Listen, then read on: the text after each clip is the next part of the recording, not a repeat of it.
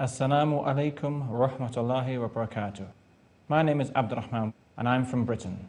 I was raised in a non-religious secular family. We never discussed Islam. We never discussed any kind of religion. And I came to my own conclusions that there was no God and that science had the answers to everything, because that's what I was being taught in school and that's what I was hearing on the TV. Even so, despite coming to my own ideas that there was no God, every once in a while I had the doubt and asked myself, is there a God? Maybe there's a God. Now, going through high school, I was unhappy much of the time because there's a lot of peer pressure at school to conform, to be fashionable, to be popular, to be daring, and so on. And I didn't want to be like that. I saw the popular people were not respecting the teachers, not respecting knowledge. I didn't feel that they were really looking to develop themselves and to really contribute to the world. So I was lonely, and being lonely is unhappy, especially as a teenager. In fact, it reached a point about 2 or 3 times where I felt that since I had no clear purpose in life, maybe I should end my life. But thanks to God, I didn't do that. As Allah planned it, I had a Muslim friend at high school. And sometimes I would go to his house and he would say, I'm going downstairs to pray. Sometimes I would ask him, why do you pray? Or how do you pray? And the thing I really appreciate about him is that he was not shy to tell me about his Islam, at least when he was at home. This is very important for Muslims today, because if you don't make an effort to show something of your Islam, you cannot expect anybody to have an interest in Islam or to learn about Islam. Now, after I'd known him for about 5 years, when we were 16, he decided that I would probably appreciate Islam. So he made an effort to persuade me to learn about it. And for a period of about 3 weeks, every day he was telling me, you should learn about Islam. It's the religion of truth. There is a life after death. There is a paradise and a hellfire. Allah is the most merciful. He didn't know much of the Quran or the hadith of the Prophet Muhammad, peace and mention of Allah be upon him. He just kept telling me the same points over and over again. And eventually we reached a point one evening as we were walking together, and I looked up at the moon and I said to myself, if what he's saying is true, if there really is a life after death, then it would not harm me just to investigate this for myself and come to my own decision. And honestly, from that point onwards, my heart was just open to Islam. And I can remember I began to talk to God and to say, I can't believe that all my life I've never spoken to you, I've never acknowledged you, but now I really believe in you. It was really as simple as that for me. Of course, I took the trouble to learn about Islam as he advised me to do so. And I think also something that was going through my mind at that time was that after death, if there really was another life, then I would not have the luxury to just run away from Allah and do as I pleased. Another thing I should mention about my life before I became Muslim is that around that time, age 16, the nightclub scene was becoming very popular and promoted on TV. So I was really aspiring to reach the age of 18 where I could do as I pleased. I was making music on my computer, and I just wanted to get into the club scene, to experiment with the drugs and to experiment with girls and so on. I was so close to entering that lifestyle, and I often wonder where I would have ended up had I gone into that life. But thanks to God, He saved me from that and gave me Islam. As I mentioned, before I became Muslim, I was interested in science, and I felt that science had the answers to all our questions about where we came from and how the universe works. Now, what interested me when I first began to learn about Islam is that actually Islam and science do not contradict at all. And there have been many scientific discoveries which support what is mentioned in the Quran. For example, about embryology, or cloud formation, or the structure of the earth. So this motivated me to study about Islam, particularly from this scientific aspect. The one thing that really impressed me about my first Muslim friend and his family was their hospitality and the way that they treated me as a guest. And I think that this is very important for Muslims in their interaction with the non-Muslims, because if we want to charm them towards Islam and encourage them to learn about Islam, then we have to be aware of something, which is that non-Muslims have more information now about Islam than they used to. And they are probably aware that Islam does not allow many of the things which they are accustomed to doing. And this could make them reluctant to learn about Islam. But by treating them well and showing them the very welcoming and the community spirit amongst the Muslims, this I think will help them to embrace Islam. In my case, when I became Muslim, I was very lucky because I did not face much conflict at all with my family or with the friends I had at that time. I remember that my father in particular was concerned about the direction I was taking, but he was supportive. And I would say that the big challenge really was just to adjust to the Islamic way of life and to learn to submit to Allah. And one of the things that really helped me to do that was to take the attitude that whenever the truth comes to me, when I'm taught something about Islam which is different from what I was doing before, it is not something which is against me, but it is something which is for me because it will bring me closer to God. I would say the main changes that occurred to me after becoming Muslim is that I learned to respect myself more. And over time I came to appreciate the importance of having a healthy diet, having regular exercise, having a healthy mind and a healthy body, keeping good company, taking care of what I hear and see. All of this helped me to become a better Muslim. Of course, I welcome any opportunity to discuss Islam with friends and family, or even complete strangers. But the challenge is that sometimes the better you know somebody or the closer you are to them, the harder they find it to accept the truth from you. Now, the response of my father to my telling him about Islam has been positive, and I think that the potential is there. He is interested, but he's very busy with the work that he does. Whereas with my mother, who has a lot more time on her hands to reflect and to think, she makes the excuse that she chooses to worship God as she pleases. You see, she acknowledges the existence of a God, but she doesn't want to submit to his rules. And I have yet to find a way to really help her to understand the basic principle that Allah does not prohibit anything except because it's harmful to us. And this is something which, honestly, many of the Muslims and the non-Muslims today are unaware of. They see Islam as a set of restrictive rules which are preventing them from having fun and being free and so on. And in fact, the true freedom and the true happiness comes by submitting to Allah's rules. And we can see the consequences in many societies today where people are ignoring the rules of even Christianity or Judaism, for example. And this is leading to breakup of families and breakup of societies. So I think the difficulty with my family is the lack of a really good example for them to see how effective Islam is when put into practice. In terms of my efforts to spread the message of Islam, of course I first and foremost try to give a good example myself. Also I like to distribute cassette tapes, perhaps interviews of how people became Muslim, or stories of the prophets of Allah and so on. And I also like to discuss with my friends creative ways to spur people's curiosity.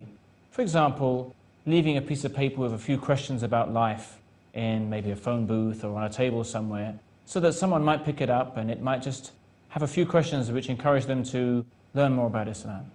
The current situation in the Muslim world is a sad one, and we see that many of the Muslims are deceived by the un-Islamic ways. But at the same time, with each year, we find more and more people leaving those un-Islamic ways and finding peace and happiness in Islam.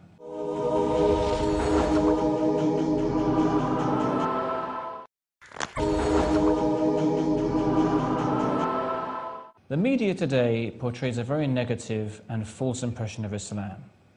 And one cannot help but wonder why that is, when the truth is available for all to see. Now, even at the time of the Prophet Muhammad, peace and mention of Allah be upon him, he faced this challenge.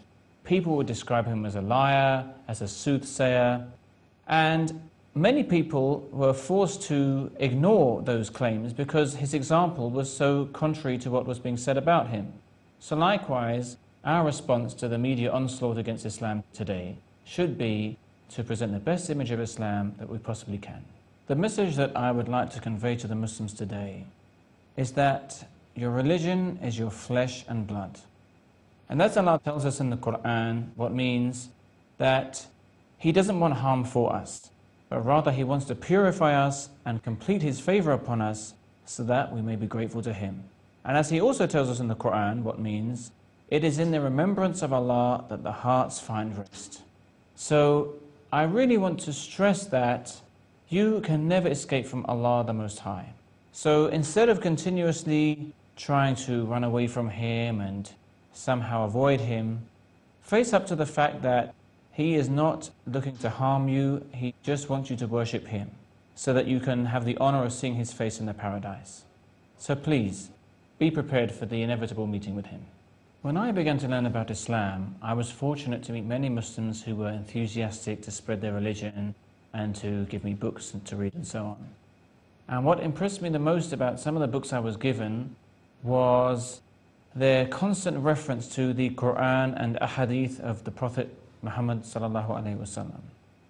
There are many books in the world today, but many of them are containing opinions of people or narrations about the Prophet Muhammad, peace and mention of Allah be upon him, which are not correct.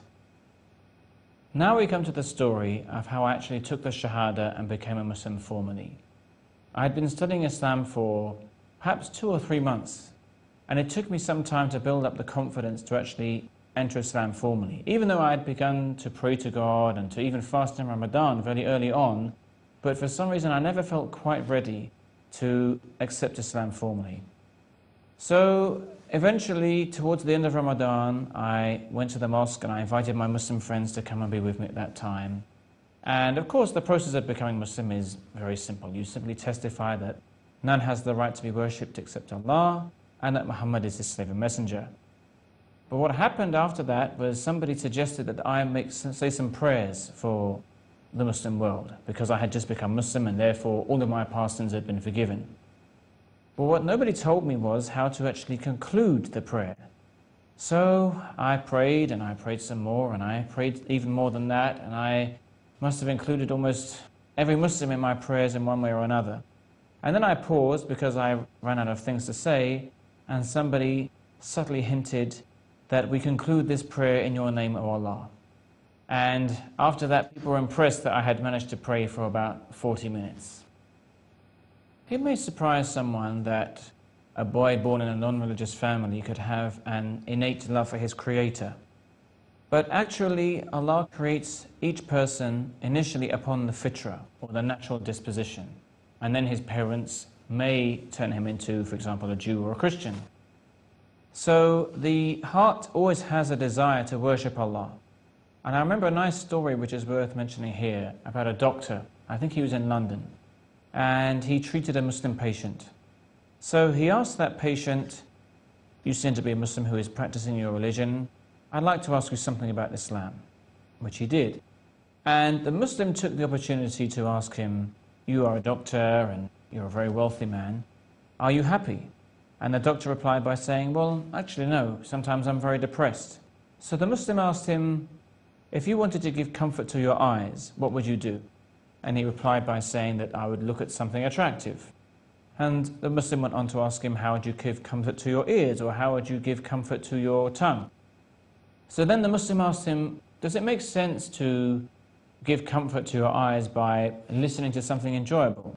And of course the doctor said no. And the Muslim asked him, "Does it make sense to give comfort to your tongue by looking at something attractive?" And of course the doctor said no. So the Muslim went on to say to him, "This is the problem. Your heart will gain comfort by worshipping Allah and giving thanks to Allah and having a connection and a relationship with Allah. But you are depriving your heart of that connection, and that is why you're unhappy." The number of women becoming Muslim today is greater than the number of men. And when I first heard this, it surprised me until I mentioned it to a former work colleague who was a Christian. And she explained that in her experience of organizing church activities, women tended to participate more actively than men. So it would seem that women generally tend to be motivated more in religious activities than the men are. However, this is not an excuse for women to be complacent. Now, women can take glad tidings in the fact that the Prophet Muhammad, peace and mention of Allah be upon him, also told us that the whole world is a place of provision, and the best object of provision in this world is a righteous woman. Last year, for the first time, I had the opportunity to make Umrah, which is the lesser pilgrimage to Mecca. And I had very high expectations of it because of what I'd heard from friends who had the opportunity to go before me.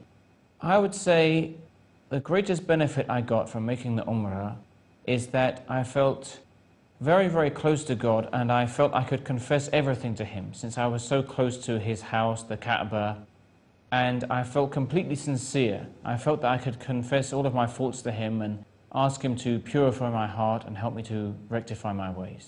Many Muslims today have observed that people who revert to Islam from another religion are more enthusiastic to learn about Islam than those who have been raised in Muslim families. And I believe it was the great Umar ibn al-Khattab who once said that a person cannot truly appreciate Islam unless he has seen Jahiliyyah or pre-Islamic ignorance. Now, we should all desire a stronger relationship with Allah, and it starts with dua or prayer. The Prophet Muhammad, peace and mention of Allah be upon him, the dua or the prayer which he would mention most frequently in his home was what could be translated as, "O turner of the hearts, turn my heart to your deen." And the Prophet Muhammad, peace and mention of Allah be upon him, was not told to ask Allah for an increase in anything in the Quran, for an increase in anything except knowledge. In addition to prayer, I would advise any Muslim who wants to develop a desire to learn more about Islam to mix with those Muslims who are learning about Islam. Because the Prophet Muhammad, peace and mention of Allah be upon him, told us that a man is upon the religion of his friend. So let him be careful whom he takes as a friend. Life as a Muslim in Britain can be challenging because you are in an environment where you feel like almost everybody is telling you to disobey Allah. Now, having said that, I have to say that I believe there really is a great potential for many British people to become Muslim because they have, among other things, an intelligence to know that what they hear about Islam in the media is not necessarily true. Or it could be that they just ignore the media altogether. And I really stress to all Muslims living in countries like Britain, please don't hide your Islam. Show the best image of Islam that you can. Don't be shy. Tell people that you pray. Tell them about the morals that Muslims have. Let them see the beauty of Islam, because I think that many of them are very close to accepting it. At school in Britain, from what I can remember, we had 1 or 2 lessons about religion per week. But what I remember also is that the media in general is regarding religion as completely worthless. So there is a tendency to promote respect for different people's religions. But the message in general is that religion is of no use today. I hope you enjoyed my story, and I hope that I motivated you to learn more about Islam as a way of life. Thank you for listening. Assalamu alaikum wa rahmatullahi wa barakatuh.